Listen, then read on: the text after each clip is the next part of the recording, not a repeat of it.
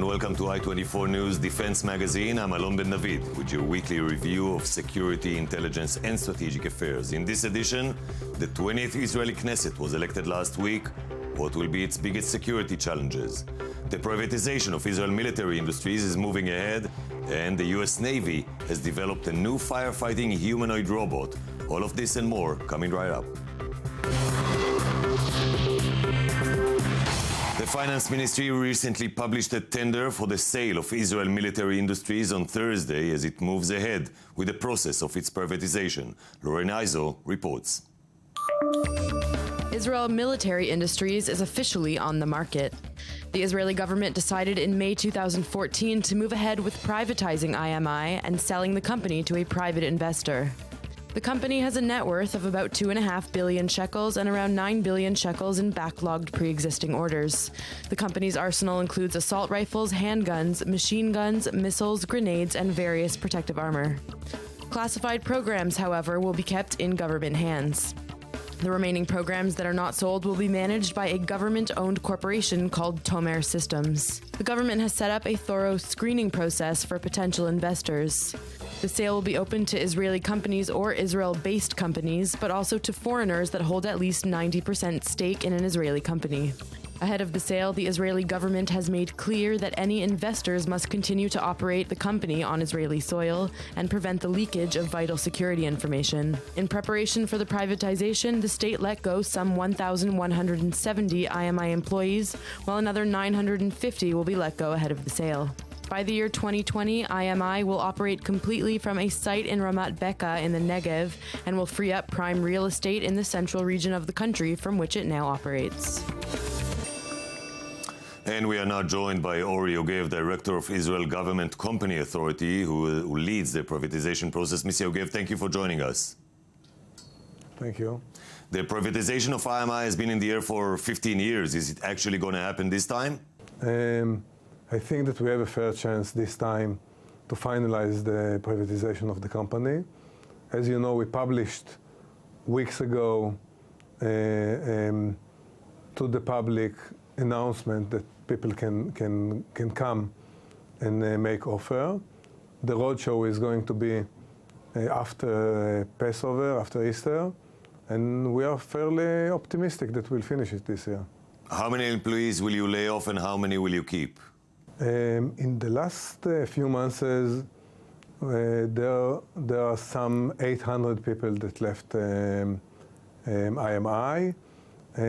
We are planning till privatization another 300 or 400 people, and the company still will be more than 2,500 employees.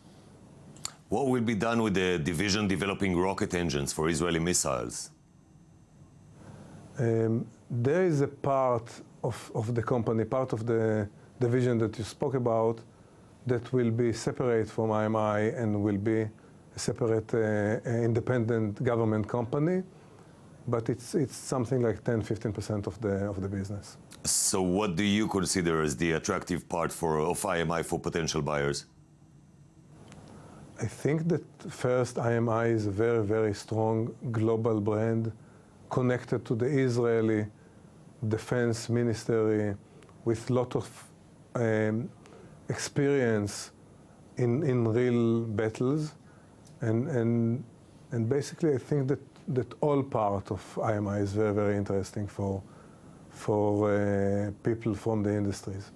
Are there any limitations on the identity of potential buyers?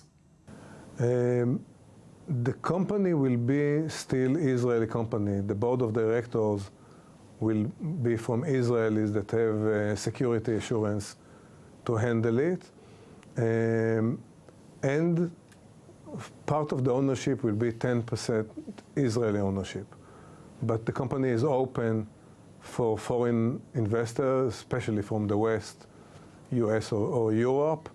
And we want to see groups from those countries to try to buy IMI. Can you already tell us about the main contenders? We don't know that yet. Thank you very much, Mr. Yogev. Thank you. To improve future shipboard firefighting capabilities, scientists at the U.S. Naval Research Laboratory have been developing a humanoid robot that could fight fires on the next generation of combatants. Let's meet Safir. This is the future. I mean, it's every science fiction geek's dream, right? Standing. We have a humanoid 6-foot-tall robot walking around. We're working under a grant from the Navy. The robot we've developed for this project, Sapphire, is one of the most advanced robots in the world. And we're very excited to be doing stuff that no one else has done with robots. So we're taking the robot out of the laboratory and actually putting it on a real environment, such as the USS Shadwell.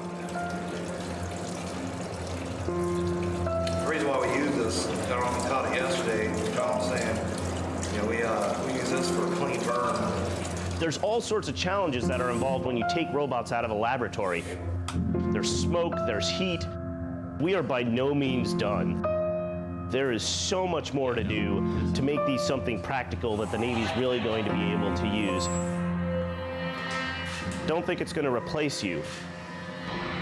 It's going to assist you. Every sailor is trained as a firefighter, but that's not their expertise. That's not what they're doing every day. So if you think about the support the Navy provided, for example, in the Haiti earthquake, well, this robot, you'll be able to send it into dangerous situations without having to send a sailor in there first. What we're seeing here is something that's never been done before. We are extinguishing a fire with a robot that is dressed in a tracksuit.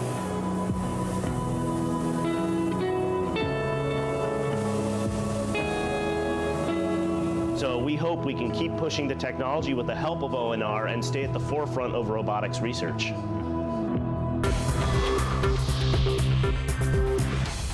While political negotiations towards building a new coalition continue, it is clear that the next government will have to quickly address some pressing security concerns. Here are some of them.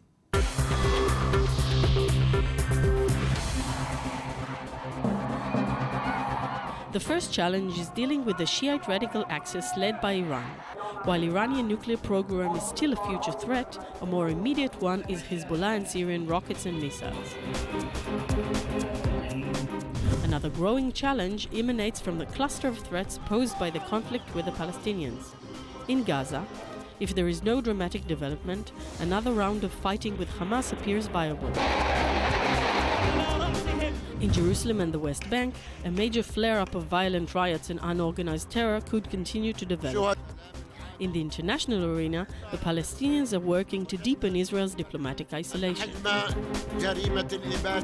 While not an immediate defense threat, the rehabilitation of Israel's ties with the Obama administration is crucial for continued development and production of essential defense systems, international support in case of military action, and diplomatic backing in the international arena.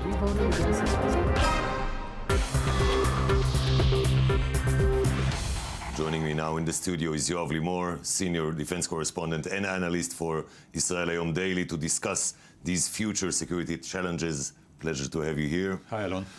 I'm sure you're being asked, like me, in recent days by many Israelis, is there going to be a war in the coming months following the election of the new government? If it's up to the Israelis, the answer will be no. Israel is not interested in any kind of a war, never. But I very much suspect that our Arab enemies, either Hezbollah or Hamas or even the Palestinian Authority, might try to challenge the new Israeli government. The PA, I very much suspect, will go to the international arena, try to move things within the UN Security Council, the International Criminal Court, places like that. They already said that, but will they resort to violence as well, do you think? Not intentionally, but if they will disconnect from the Israeli army, things might get out of hands, and then we might see a new intifada. And none of the sides will opt to go for that, but it might happen. We might deteriorate to that. And in Gaza, you see the situation. It hasn't improved since the summer. Hamas might say, okay, now it's a right-wing Israeli government. The world won't stand behind it. So we, Hamas in Gaza, might try to challenge it. And the same with Hezbollah in Lebanon. It's not interested currently in a war against Israel, but things might change. On the contrary, since it's a right-wing government, Israel will try to see or to be seen a very, very strict defensive or offensive government, and therefore it will say, I believe, that when you have such right-wing government, if you go to a war, we might try to get the enemy side into a state of fear, in not being interested into fighting us, etc., etc. So I believe we will see a situation of deterrence between both sides. Many words will be said. But higher potential for escalation? Definitely in the West Bank, lesser in the Gaza Strip, lesser in the northern side, in the north. Both the Golan Heights and the Lebanese border are not interested currently in fighting Israel, but we've seen the last month in the north. It might change, definitely, again, with a government that does not seem as one who's being backed by the West. It is most likely that the next government will see a new or a deal, an agreement between world powers and Iran. Now, Netanyahu has many times declared that this is his lifetime mission, to stop the Iranian nuclear program. Do you believe that the next government could put the military option as a viable option on the table again? It has always been a viable option on the table. Israel never took it off. But if there is a deal, and if Iran doesn't break the deal, why attacking? Why striking Iran? If the deal is broken, it's an international problem because Iran has lied to the world. So why Israel should strike, the world should strike. So I can't see it being changed. And more than that, if it's an international agreement with Iran, if Israel attacks, it attacks the agreement. At the same time, it attacks the West. So all the world will get against Israel. Israel will have to have an ultimate smoking gun to do such thing. If there is no such thing, no such gun, I can't see it taking place. It will be too risky for Israel. Many of Netanyahu's potential coalition partners are looking at the defense ministry as a goal for some of their people. What are the chances that Ya'alon would stay defense minister? Look, the defense ministry is the ultimate cabinet seat. I mean, that's the best place. Everyone supports you. You defend the whole population, so that's the most popular ministry in the cabinet. Everybody wants to be there. So it's not something you give to a partner, you keep it to your own party? It's something that the prime minister thinks that it might build a rival of his. So I can't see him giving it to Lieberman or to Bennett. Most chances that he will keep it to his party, to the Likud party. After all, he got 30 mandates or 30 seats in the Knesset. So he's the biggest party, and Ya'alon is good for him. He doesn't challenge him, but you know that's coalition, that's alchemy. I mean, he has to work everything inside. If someone comes and blackmails him or try to get something, and Netanyahu gives up, that might happen. Most chances are for Ya'alon, both because Netanyahu wants him and because he's the biggest. That's the biggest party, but you know, that's politics. It might change. As for the Israeli army, I believe the army will want Ya'alon. That's the devil they know. You don't know. They're not really devil. I think they're comfortable with. Yeah, they're comfortable. He was the chief of staff. They know him. He knows them. He's quite moderate. I mean, he had his share. He had his criticism both from inside and outside, but he's quite moderate. I mean, he won't go into risks and challenges and things that he doesn't know of. I mean, he thinks before he acts, and when you come to defense in the Middle East, it's a very good thing to do the thinking before acting and not after. I've heard from many officers, and I'm sure you have too, that their main threat right now is the next finance minister, Moshe Kahlon, who is promising to lead a social, more compassionate policy in the Israeli economy. Do they have a reason for concern? Do you see the Israeli defense budget being cut down again? They always have a matter of concern. As far as I know, the new chief of staff, Gadi Eisenkot, has said that he's waiting for the appointment of the new finance minister, not for the new prime minister and not for the new defense minister. And Kahlon is almost certain. And Kahlon is certain. I mean, something dramatic should happen that he won't be. And if he's not there, there's no coalition, so he will definitely be. So that's the place the army should look at, the finance ministry. At the same time, Netanyahu promised so many things, and he needs to pay the settlers because they supported him, and he needs to pay the religious side because they've supported him. So there's no money for defense, but still it's the Middle East, and Netanyahu is a hardliner, and he came to his people and he say, I will be strong against ISIS, I will be strong against Hezbollah, I will be strong against Hamas and against the PA. The only way to be strong against them is via the army. If you don't strengthen the army, you can't be strong. So it's quite a challenge to work all that at the same time. I believe that the new finance minister Kahlon should be a magician to do it, and the chief of staff can always run to the prime minister and say, I have no money to fight.